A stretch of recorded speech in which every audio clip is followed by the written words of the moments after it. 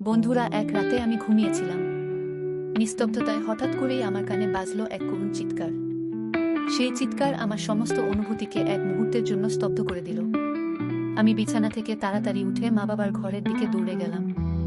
দরজার সামনে দাঁড়িয়ে শুনতে পেলাম মায়ের করুণ কণ্ঠ। ও বাবা গো, আর পারছি না, ফেটে গেল, ছেড়ে দাও।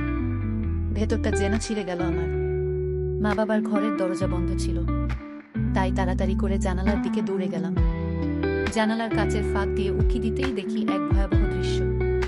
বাবা মায়ের উপরে ঝুঁকে আছে। মায়ের মুখমণ্ডলে বিষণ্ণতার ছাপ স্পষ্ট। মায়ের চোখে অসহ্য যন্ত্রণা, বাবার মুখে কঠিনতার ছাপ, যেন কোনো কঠিন সিদ্ধান্তে পা বাড়িয়েছেন তিনি। রাতটা ভয়েই কাটল।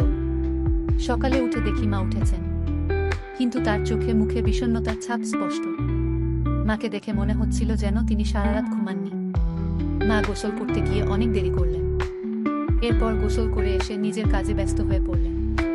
আমি মাকে জিজ্ঞাসা করলাম, মা গতকাল রাতে কি হয়েছিল? মা শুধু বলল, কিছু না, তুই এগুলো নিয়ে মাথা ঘামাস না। কিন্তু আমি তো জানি কিছু একটা তো ঘটেছেই, যেটা মা বলতে চাইছেন না। মায়ের কণ্ঠের বিষণ্ণতা আমাকে কুড়ে কুড়ে খাচ্ছিল। আমি ঠিক করলাম যেভাবেই হোক মায়ের কাছ থেকে সত্যটা জানতে হবে। আমি খুঁজতে শুরু করলাম সেই রাতের সত্য। মায়ের কাছ থেকে কোনো কিছু জানতে না পেরে আমি বাবার কাছে গেলাম। বাবাও কিছু বললেন না, তার মুখে শুধু বিষণ্ণতার ছাপ। সন্ধ্যাবেলায় আমি সবাইকে খেয়াল করছিলাম। রান্নাঘরে মা চুপচাপ রান্না করছে, আর বাবা বসার ঘরে বসে নিউজ পেপার পড়ছে। আমি চুপি চুপি মায়ের ঘরে ঢুকলাম। আলমারিতে আলমারি দেখতে লাগলাম। সেখানে একটি পুরনো ডায়েরি খুঁজে পেলাম। ডায়েরি খুলতেই দেখি মায়ের হাতের লেখা। প্রতিটি পাতায় ছিল মায়ের জীবনের গল্প, ছিল মায়ের স্মৃতি। এক পৃষ্ঠা পড়লাম। আজ সেই দিনটি আমার জন্য এক ভয়াবহ দিন। বাবার রাগ যখন চরমে পৌঁছায় তখন তিনি নিজের নিয়ন্ত্রণ হারিয়ে ফেলেন। আমার জীবনের দিনগুলোর কথা মনে করিয়ে দেয়। আমার চোখে জল চলে এলো। মা এত কষ্টে আছে, আর আমি কিছুই জানি না। ডায়েরি পড়া শেষে আমি মায়ের দিকে নতুন করে তাকালাম। মায়ের প্রতি আরও শ্রদ্ধা বেড়ে গেল। মা এত কষ্ট সহ্য করে আমাদের জন্য সবকিছু করছে, কিন্তু বাবার এমন আচরণ আমাকে ভাবিয়ে তুলল। আমি ঠিক করলাম মাকে আর এমন কষ্ট পেতে দিব না। রাতের খাবার শেষে মা যখন নিজের ঘরে যাচ্ছিলেন, তখন মাকে আমি হাত ধরে বললাম, মা আমি জানি তুমি অনেক কষ্টে আছো। আমি তোমার পাশে আছি মা, তুমি এখন থেকে একা নও। আমার কথা শুনে মায়ের চোখে জল চলে এলো। মা আমাকে বুকে টেনে নিলেন।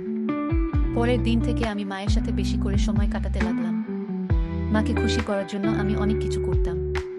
বাবা মায়ের মধ্যে ঝগড়া হলে আমি মাঝখান থেকে ঢুকে যেতাম। ধীরে ধীরে মায়ের মুখে হাসি ফিরিয়ে আনতে পেরেছি।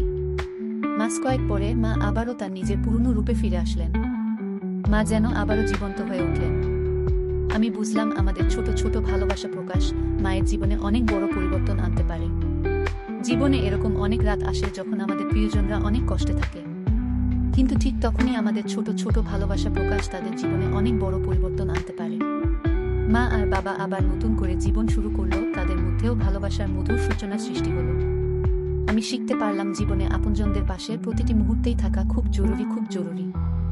এই গল্পটি আমার জীবনের এক অনন্য শিক্ষা। বন্ধুরা, এরকম আরও মজার মজার গল্প পেতে আমাদের চ্যানেলটি সাবস্ক্রাইব করে আমাদের সঙ্গেই থাকুন।